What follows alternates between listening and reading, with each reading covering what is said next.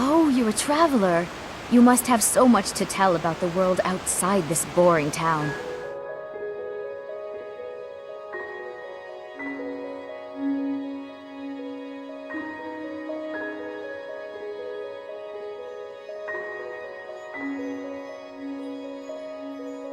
And hello everyone, Alec here, and today we're gonna continue our overview of Skyrim's unique small-time villains, better known as bandits. It all started with a recent episode called Skyrim's Strange Bandits, in which we covered 5 interesting minor villains. And it was also meant to showcase what's, in my opinion, one of Skyrim's best qualities: environmental storytelling of more or less ordinary characters. Their stories ranged from tragic and bizarre to horrendous, and honestly, I had a lot of fun working on it, so I knew I'd eventually have to make a sequel. And it may even be my latest Skyrim obsession, discovering all those unique minor enemies with weird little backgrounds, especially after receiving suggestions from you guys regarding characters that I haven't even encountered yet. I know it's a cliché at this point to say, but even after so many years, I still discover new content within the base game. So, time has come to expand the list to another 5 characters. And this time we are going even further into that unknown, obscure territory. Well, at least in my case, as some of the entries were unknown to me up until today. In the first episode, I also included a long-winded discussion on Skyrim's bandit lore and even mentioned a couple of fan theories. So if anyone's interested in that and missed the episode, feel free to watch it first, because today we're gonna delve straight into the topic. And just to clear things up, I obviously use the word bandit as an all-encompassing blanket term for all hostile NPCs, including necromancers, warlocks, and other mages of all kinds. And also a spoilers warning, as we're gonna touch upon few side quests, including a Daedric one, so be aware of that. Alright, with that out of the way, here are Skyrim's 5 Strange Bandits, Part 2.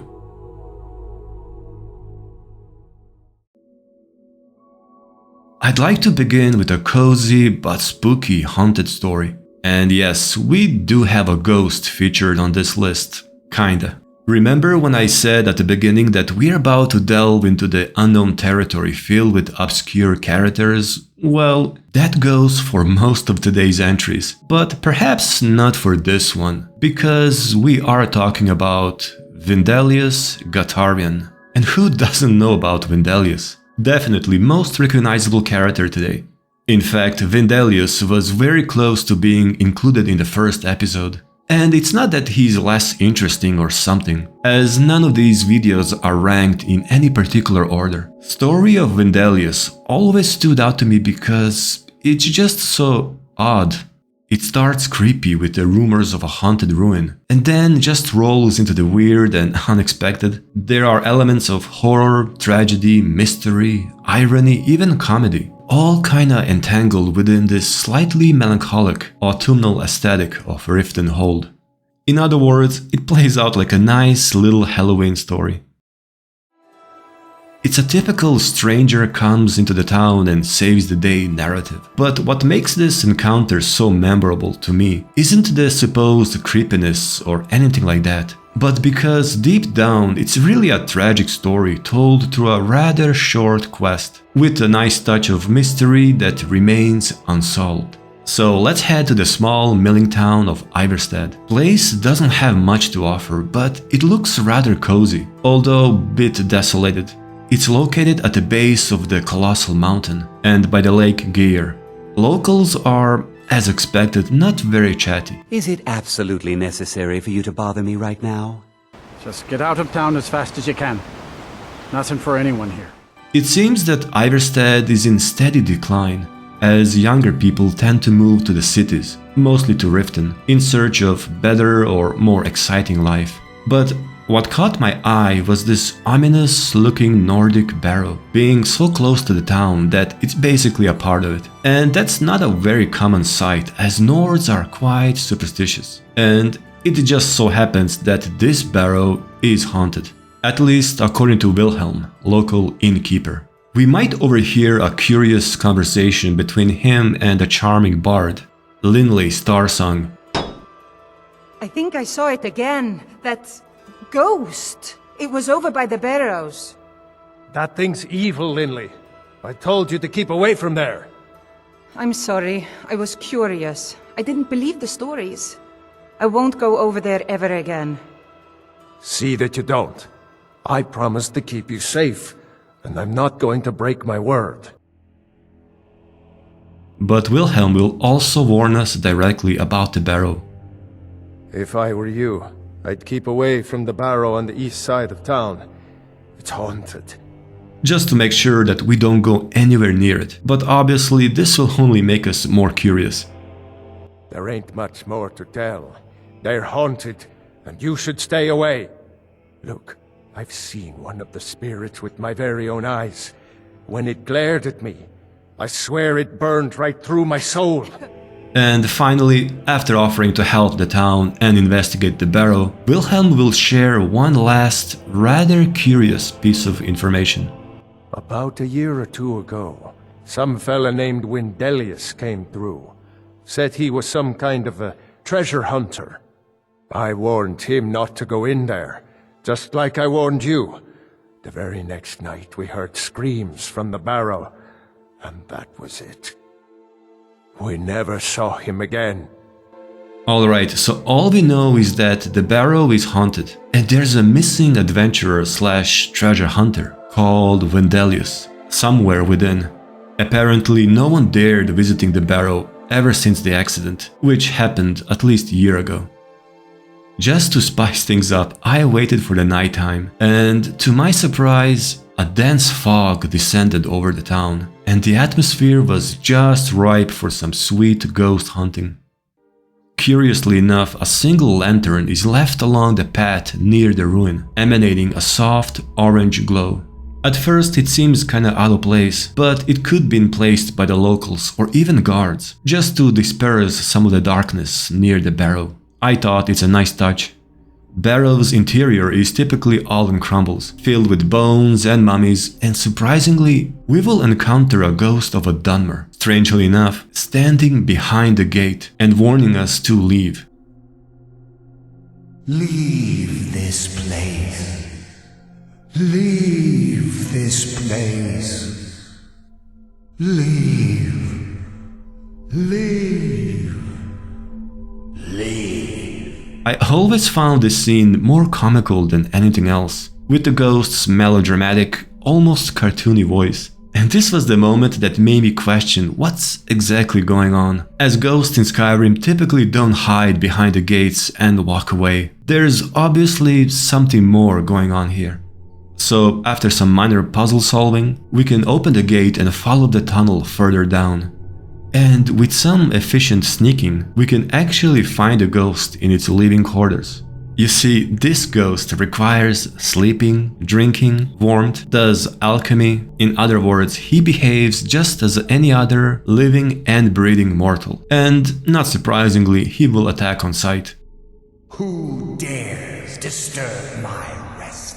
Now, the big twist, if you will, is that the ghost was, all along, the missing treasure hunter, Wyndelius Gatharian. I will return! Wow, what a shocker. And fortunately, he left behind a journal, providing us with curious details regarding his time in the barrow, and more specifically, his slow descent into madness. First entry was on the 18th of the Morning Star, year 200. I've set up a camp inside the barrow. This has to be the place. According to all my research, the burial chamber should be located here. All I need is some time undisturbed to find the claw. It must be hidden here somewhere. And about a week later, he almost had a close encounter with Wilhelm, our friendly but overly curious innkeeper. Had a close call today with that fool Wilhelm. He came close to entering the barrow, but I was able to scare him off by rattling some pottery shards in a bag. These people are far too superstitious for their own good. Gives me an idea. And 3 days later, Wyndelius will write about his special mixture. After a few failures, I've come up with a mixture that should do the trick. The glow is perfect. I should look exactly like one of the supposed spirits the people of Iverstead believe is hunting this barrow. Going to test it out tomorrow. And the following day he writes this. Success. It worked better than I could have imagined. All I have to do was wander about the entrance to the barrow at night and wave my arms about. I had to stop myself from laughing aloud as they ran away. This should keep them at bay while I continue searching for the claw. Now, skipping several months, following entry shows first signs of Wyndelius's creeping madness. And just to make things clear, yes, at this point Wyndelius spent several months within the ruin looking for a claw. Almost half a year has passed and no sign of the claw or any clues as to its whereabouts. This is becoming maddening. It has to be here. Can't risk hiring any assistance, so I'll have to continue alone. What follows is a long break. You see, next two updates are written after spending nearly a year within the barrow. 20th of the sun's dusk. It isn't here. It can't be here. This isn't right. It must be the people of Iverstead. They must be onto my ruse, and they are toying with me. They want to find the burial chamber on their own and keep the riches for themselves.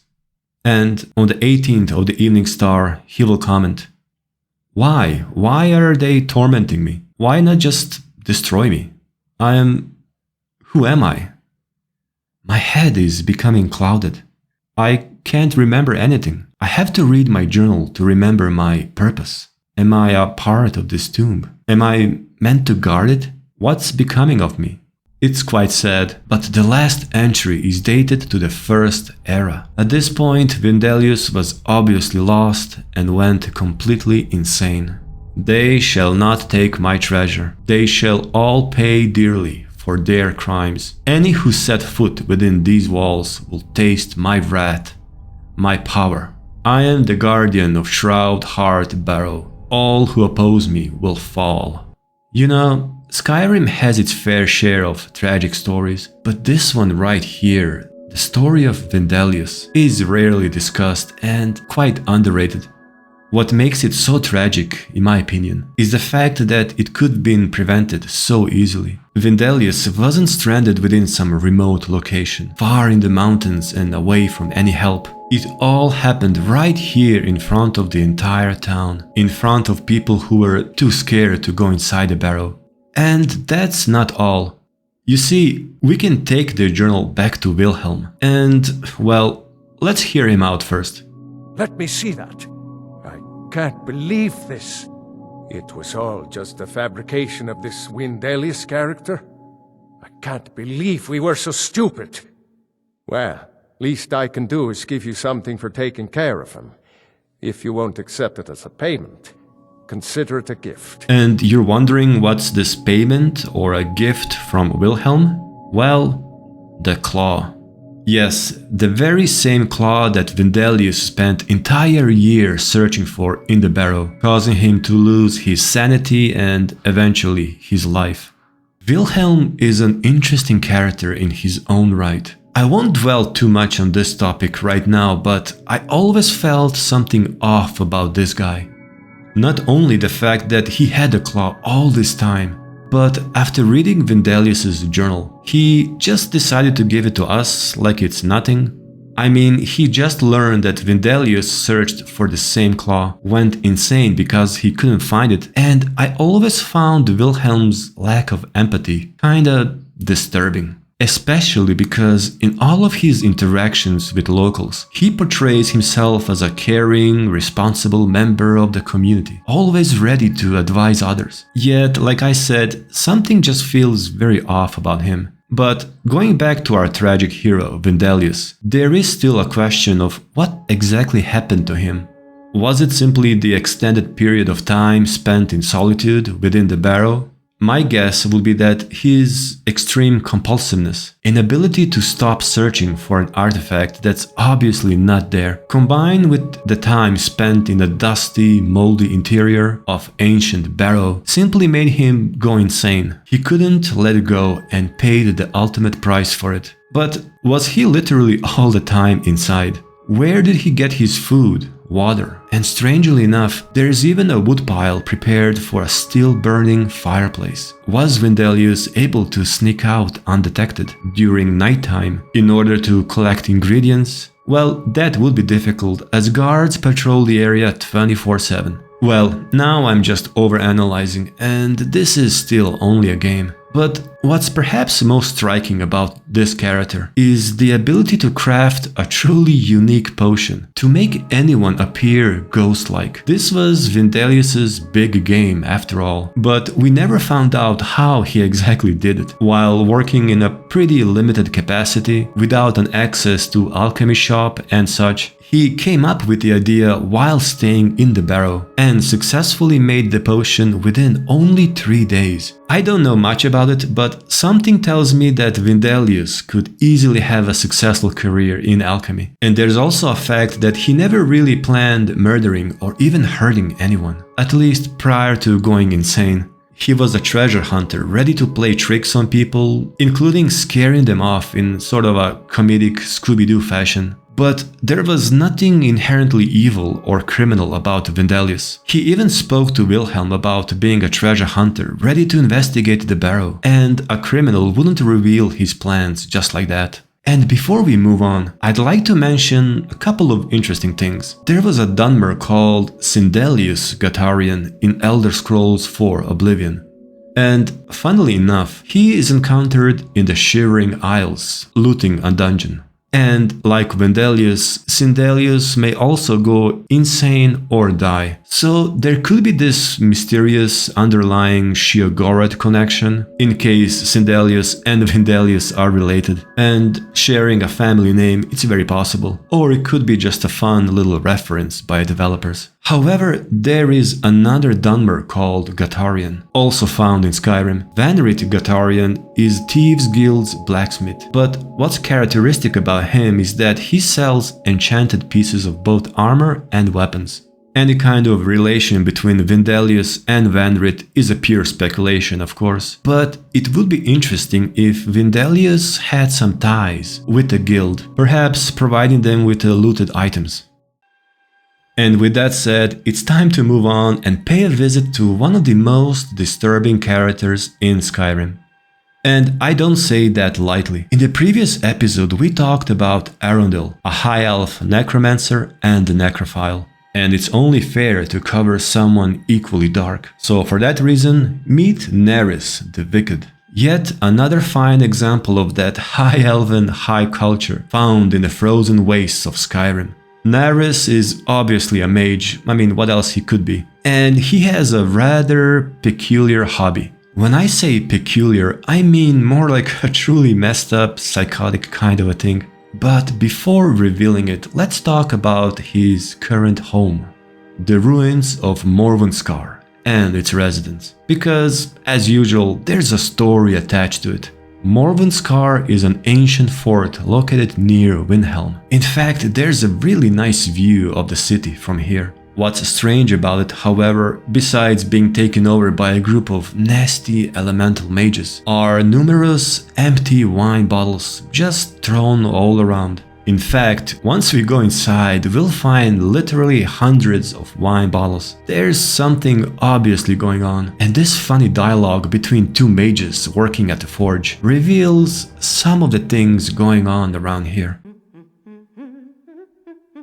They drink all day and night, and what do? You I work work the forge. Why do they need me to do this? We use magic, not weapons. I swear, they're making me do this for a laugh. At least I'm not dealing with the prisoners down below. Yeah, I don't know how I feel about what goes on down there. I bet Naris gets a kick out of it. Nasty fella he is. You'd better quiet down before you end up there. Then I'd have to work the forge. They drink all day and night. Also, we got to hear about Naris, as even other mages found him disturbing.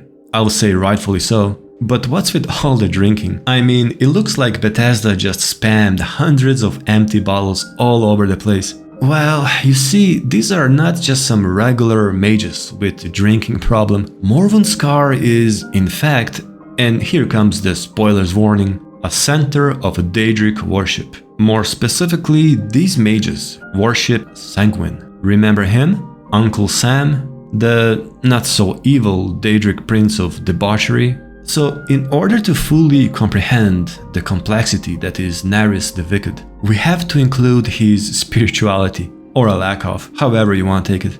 Naris the Wicked is a sanguine worshipper and a living proof that even so-called not entirely bad Daedric princes have unlimited capacity for evil, whether committing it or simply enabling. Because you see, Naris the Wicked enjoys nothing more than burning people alive for his own amusement. But to unravel the full story behind Morvenskar and Naris, it's best to go there through Sanguine's questline. A Night to Remember. You look like someone who can hold their liquor. How about a friendly contest to win a staff? Which, as we know, starts as a mere drinking challenge by Sanguine in disguise and ends in total chaos due to partying all across Skyrim. And this is typical for Sanguine. It starts innocent enough and then plunges into full-blown marathon of sin and pranks gone wrong, like trashing Dibella's temple. Questline will eventually lead us to Morvenskar, with a very portal to one of Sanguine's pocket realms found in the main hall. Portal will appear only after killing all the hostile mages in the main hall, which I have to say always seemed a bit strange to me. Just for pure role-playing purposes, I wish there was an option to actually, join the cult. As a fellow sanguine enjoyer, I mean, just imagine that questline. I guess it will be too dark or mature for the game. And this is actually something I wanted to bring up in relation to Naris the Wicked. Skyrim has its fair share of slightly mature elements. There's a bit of gore, including decapitation, blood, violence, the usual stuff. But on the other hand, it is a carefully balanced game, and by that I mean that it could easily be much, much darker. I understand that it was censored due to the ratings, and perhaps encounters such as this one with Naris or Arondil in the previous episode are small hints or windows into the grim reality of life on Tamriel. With all kinds of heretical Daedric cults running around, inhabiting abandoned ruins far away from the hands of law, anything is possible. So I always thought that Morrowind actually portrayed Daedra in a much darker, sinister light. Especially the ones like Sheogorath, who in later games became almost a comedic clown-like figure. I guess the point of this small off-topic rant is that Skyrim perhaps missed the chance to go wild and creative with Daedra. Maybe they are difficult to write down due to their complex nature, and especially within the censored environment.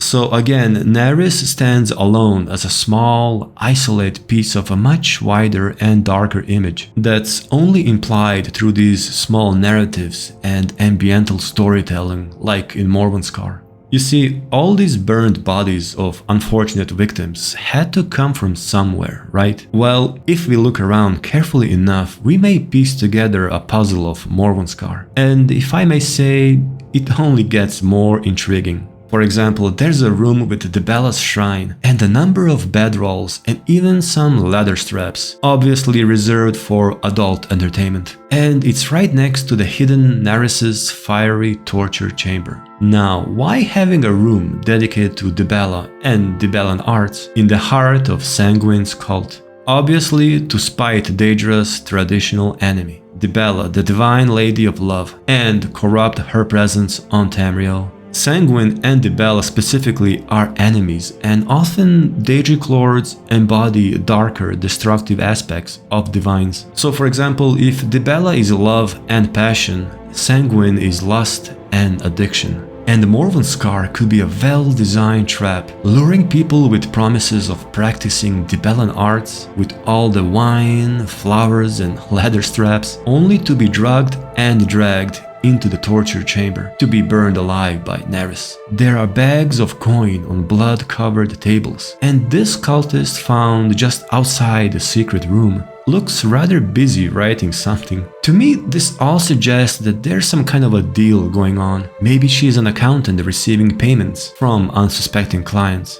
In any case, Naris seems to be totally oblivious to anything going outside his little fun chamber. Even after killing all the fellow cultists and visiting Sanguine himself, Naris will just stand there, absorbing every single moment in front of the pile of freshly burned bodies.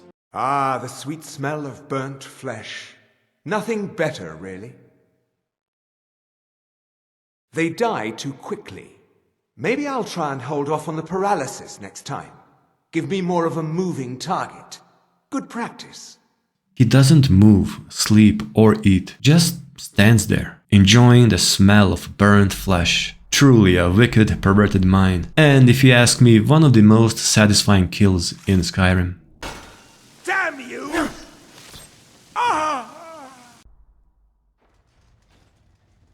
Next story is really special. For starters, it was a brand new encounter for me, as I rarely visit the Velotti Mountains of northeastern Skyrim. It's obviously a mistake, as the whole region is simply breathtaking, although quite dangerous.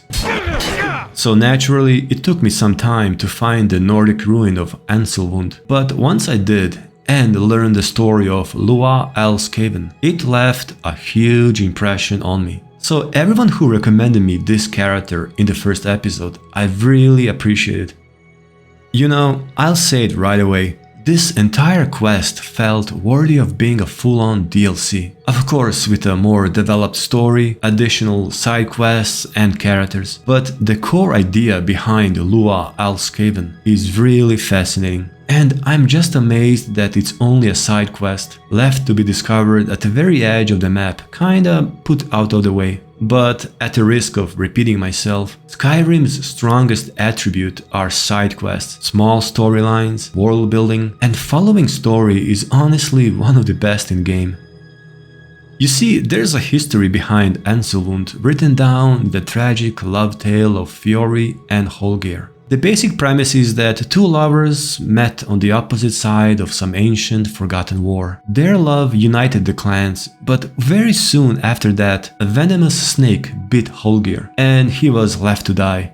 However, Fiori went on a quest of finding a cure, ending up all the way in Akavir. So she managed to save Holgeir moments before death, but as soon as he drank the cure, Snake bit Fiori, and left without the cure and fatigued from a long journey, she died soon after. Holgeir then built this tomb, Anselwund, and once finished, took his own life, so he could join her in the afterlife. Like I said, it's a really tragic love story. And a book of Fiori and Holgeir can be found on a small table just outside the entrance, guarded by a single necromancer. And as we're gonna see, this book is the very reason why Lua Al-Skaven is here.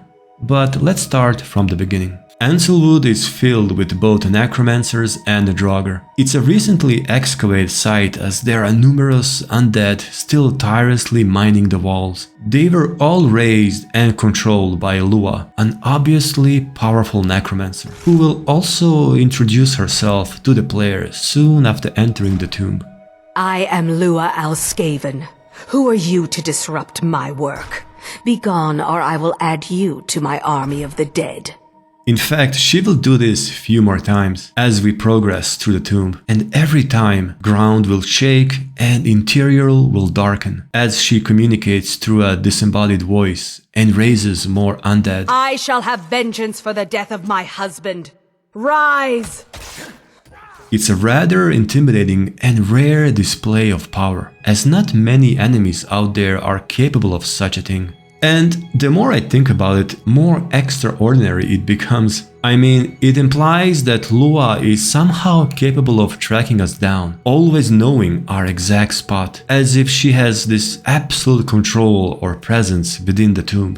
Besides that, she commands over a small army of undead and a large group of quite powerful necromancers. If you ask me, she has to be one of the most powerful necromancers in-game, as her skills transcend those of players even at maxed out conjuration. So similarly to Naris the Wicked, Lua also serves as a small insight into the reality of in-game world beyond the limitations of game mechanics, exposing true potential of higher mastery mastery over magic on Tamriel. But what's even better is that Lua has an even more fascinating background story, as well as motives for doing whatever she's doing. And as expected, most of it can be learned from a diary found in the tomb. I'm going to read it first, and then we're gonna do some analysis.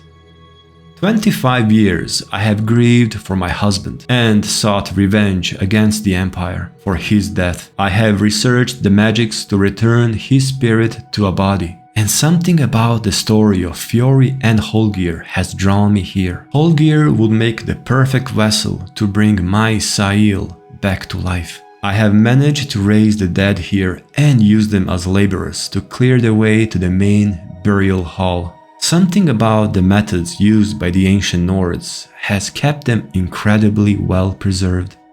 Would that these Stormcloaks had half their sense, we could have used them to push the elves right off the continent and formed a new state to combat the Empire. And now, when I am so close, a war breaks out. The sleeping bear of Skyrim, who would not come to aid us in Hammerfell, awakens now that the Empire has abandoned them as well. They think they know the suffering at the hands of the Empire. They know nothing. I would see both the Empire and these sons of Skyrim into oblivion myself.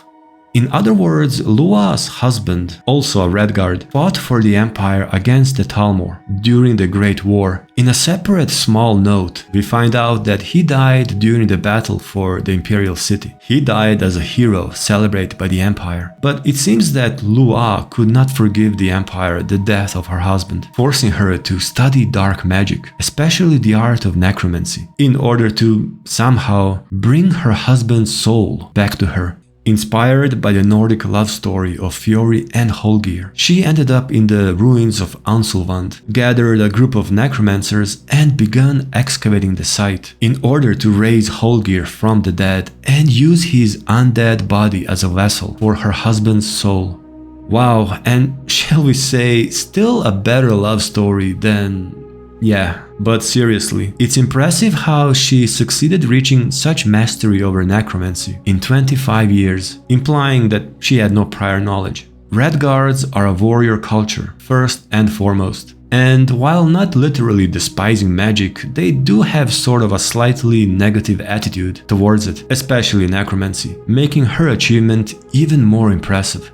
I also love her commentary on the Civil War and the Nords, especially Stormcloaks. It seems like she at first hoped for an alliance between the Stormcloaks and Redguards against not only Aldmeri Dominion but Empire as well, only to be disappointed by them for not helping Hammerfell. And then there's this subtle detail of wanting her husband's soul in a body of a Nord, ancient undead Nord, but still a Nord. I do wonder if she has some secret or suppressed feelings for the Nord culture in general. Or it could be that she simply found Skyrim most suitable for her forbidden necromantic rituals. Now, with everything said, the reason why I felt like Lua's storyline could make a rather interesting DLC, besides her being a terrific, well-fleshed-out villain, is her ultimate goal of raising a literal army of the undead in order to fight both Stormcloaks and the Empire. I have to say, she was shooting really high. I could not raise him,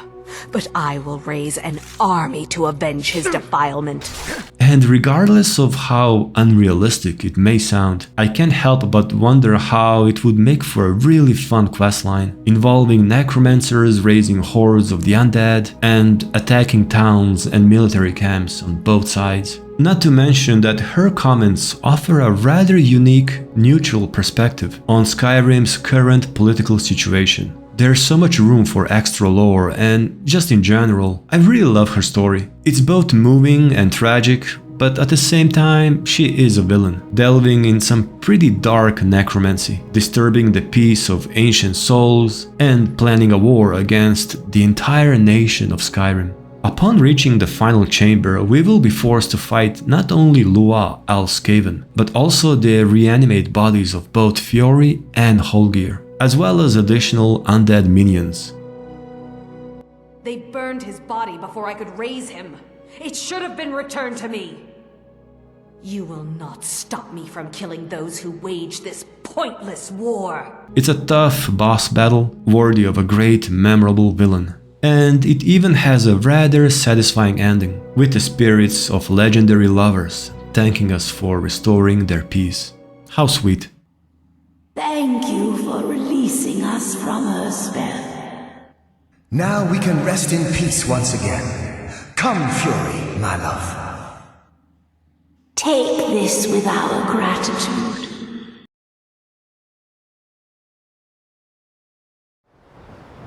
For our next entry, we are traveling all the way south, near the border with Cyrodiil. Our destination, South Fringe Sanctum, a well-hidden cave deep in the mountains, directly south of Fort Newgrad. We are about to meet Bashnag, a not-so-typical villain, again tucked away at the very edge of the map. And what I like the most about him is, again, the thin veil of mystery. You see, South Fringe Sanctum is a rather small but memorable cave. It contains this multi-leveled chamber with trees and plants, a cave underneath, and a paved road leading west. We don't know what was the original purpose of this cave, or sanctum, and who built the road inside the cave, but it's currently inhabited by a group, or a coven, of hostile spell swords. So obviously these guys are capable spellcasters, in addition to being armored melee warriors, and to my knowledge they are unique in all of Skyrim. But their leader, Bashnag, is by far the most interesting member of the group. First of all, being an extremely powerful conjurer, he's one of the very rare orc spellcasters in-game. But as if that's not enough, Bashnag is also wearing a relatively rare ancient Nord armor. Rare in a sense that not many NPCs out there choose to wear it. Bashnag spends entire day at the very end of the cave, leaning over this ominous-looking arcane enchanter table, studying and reading The Art of War Magic, a book that will always be in his inventory. Sadly, he doesn't have any unique dialogue or a diary, so there isn't any clue to help us reveal more about his background, unless we decide to explore the cave found in the large chamber at the beginning. Cave is infested with spiders, including this giant frostbite monster, but after dealing with the 8-legged freaks with some well-deserved fire, we will meet Selveni Netri, a Dunmer necromancer trapped in the web, apparently left as an offering to the spiders. Please cut me down.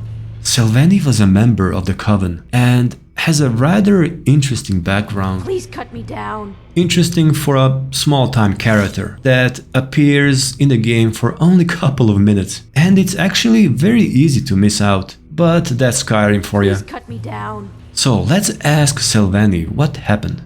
Thanks for getting me out of that. Bashnag's coven chased me out and left me for dead down here. Nobody lasts too long with the spiders. I left for a few days in Riften. When I came back, Bashnag accused me of trying to sell him out to the Thalmor. I was cursed and chased off. Why were you in Riften? My daughter was sent to the orphanage there when I stood accused of illegal necromancy. I had no choice, run or die. I joined with Bashnag then, but I thought of Savella every day, so I snuck off hoping to find and steal away with her. Only she was gone, shipped away to another orphanage or adopted, or... I didn't know what else to do, so I came back, hoping nobody noticed I left. And what about the Coven? These are no dainty college mages. Bashnag has the skill of a magister and the mind of a warlord. This is a dangerous bunch. They're good company. If you want to study necromancy in peace, though.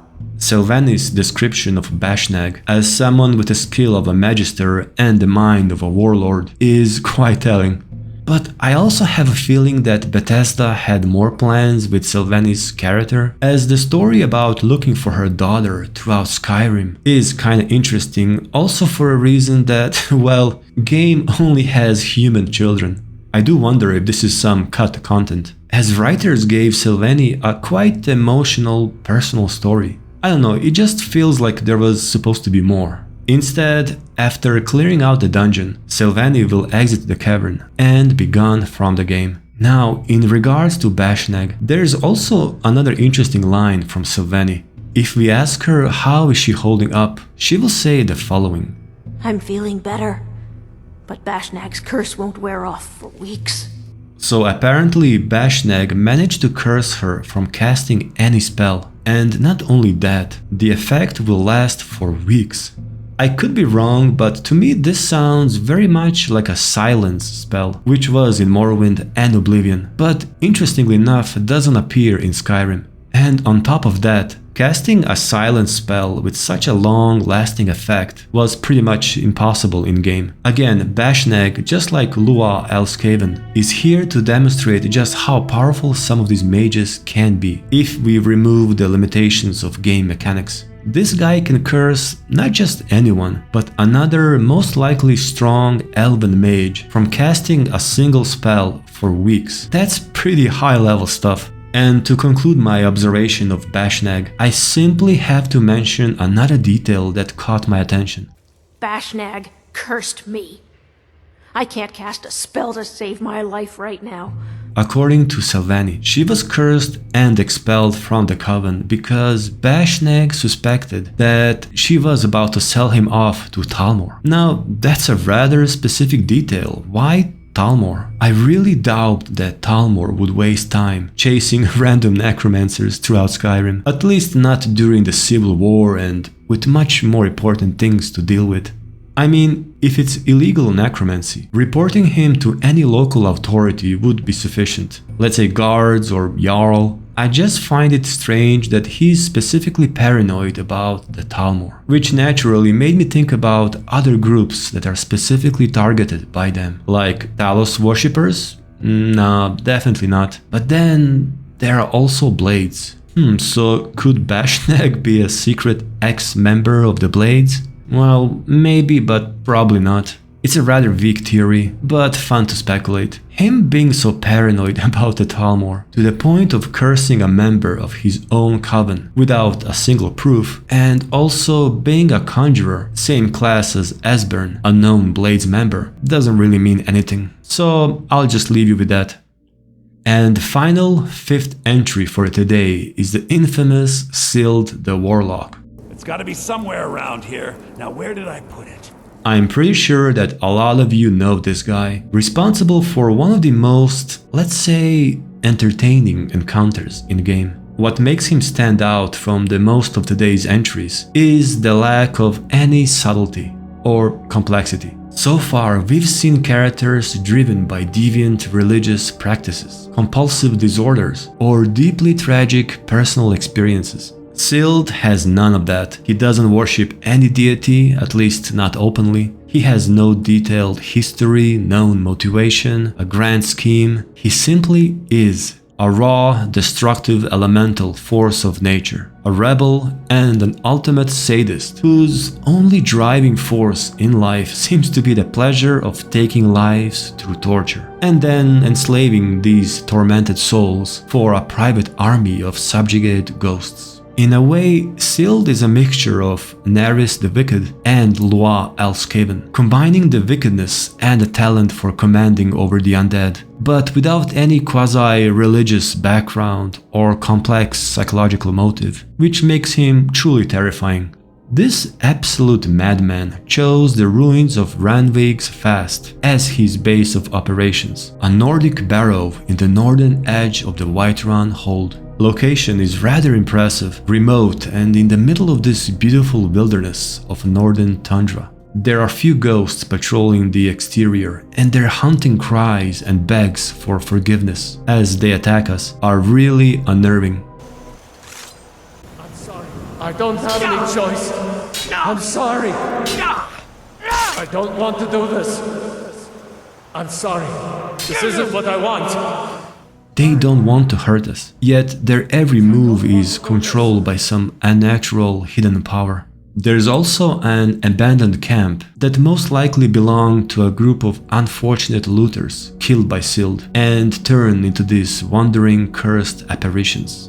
Within the visibly weathered barrow, there will be more hostile but regretful ghosts, and a large main chamber containing a ward wall and a treasure chest. And as probably most of you are aware by now, this is in fact a clever trap set by Sild. I fell for it first time, and I'm pretty sure most of the players did as well. Oh, yes. Yes! You've fallen for my trap! Greed makes a great lure. Odd you didn't die from the fall, though. Most do. Oh, and don't mind my assistant here. He may have seen better days, but he's still more help to me dead than he was alive. All right, let's see if we have something here to end this as quickly as possible. Don't worry, though. It'll be relatively painless. Relatively. I gotta admit, falling into the locked cage, only to be surrounded by dead bodies floating in the water, wasn't only a memorable but also a genuinely scary and hopeless moment, as I thought that this would be the end of my character. Oh, and I wasn't entirely truthful before. This is actually going to hurt a lot. You see, you have to be dead in order for the spell to take hold. And Sild's iconic speech, worthy of a movie villain, really elevates this whole scene, giving it a certain cinematic flavor. However, this is only one of two possible ways of meeting Sild. By avoiding the trap and sneaking our way down, deep into the heart of the barrow, we might catch a glimpse of Sild just living in the moment. He will circle around the cage like a hungry wolf, patiently waiting for another victim to fall through, hoping that they will survive the fall, just so he can torment them before killing. Just walk toward the chest. Gravity will do the rest. As for battling Sild, it's best to deal with him as fast as possible. His spells are truly deadly, especially in such a closed area, without much space for maneuvering. And once we put an end to Sild's reign of terror, we can safely read his journal found on the table. 4th of the Evening Star, year 200. It never ceases to amaze me how many fall for my simple trap. I may have to consider tweaking it a bit though. Many of them in recent months have been dying the second they hit the cage floor. Putting a foot or two of water in didn't help either. In fact, it may actually be making things worse. The last one to fall in broke both his arms and legs. He proceeded to float there and eventually drown. If it weren't for a water, I would have had a great time twisting his mind until I decide to end him. 8th of the Evening Star. Captured another one. Finally. It's definitely true that whatever these orcs gain in size and strength, they lose in mental capacity. I'm amazed they can even speak. He kept saying that when he gets out, he'll break me in half like a twig. Persuasive, isn't he? Anyway, I told him that if he holds his head under the water for as long as this candle wick lasts, I'd let him go free. Stupid thing drowned within minutes. I never tired of this. 13th of the Evening Star. I haven't captured a soul for days, and the last victim died on impact. Of course, I was still able to reclaim his soul, but without the thrill of killing or any kind of torture, the process lacks that special something. The reclaimed souls I've summoned make decent targets, but taking a mortal's life is so much more sweet. Alright, the events described in the journal occurred a little more than 6 months ago, but what's interesting is that Sild in the very first entry already mentions being there for months. So we don't know how long he's been dwelling in this ruin exactly, but it could be a year or even more. It also gives us more insight into the dynamics of Skyrim, as we learn that various groups of bandits and adventurers regularly visit ruins, even as remote as this one. And we learn that he's able to acquire a new soul every few days, at least. Which makes me wonder, if Sild spent a full year within the Randvig's fast, realistically just how many souls he have managed to collect so far, and for what purpose? Unlike Al-Skaven, who planned destroying the Empire and stopping the civil war with the army of undead, or even Arondil, who desired a harem of female ghosts, we never really learn what was Sild's end goal, if there even was any. Journal obviously points out that the thrill of killing is in itself very important to him, and anything beyond that is simply unknown. We also don't know the upper power limits of these rather potent conjurers, necromancers and warlocks. remote viewing, commanding a literal army of the undead, casting long-lasting curses, subjugating seemingly endless amounts of souls. These villains could cause a serious havoc in Skyrim or any province on Tamriel, eradicating entire towns. So with that said, perhaps calling them small-time villains is a mistake. But anyhow, I hope you guys enjoyed part 2 of Strange Bandits of Skyrim series. I actually already have a whole list of new candidates for another episode. I might do it sooner or later, I don't know yet. But for now, thank you all for watching and I'll see you soon.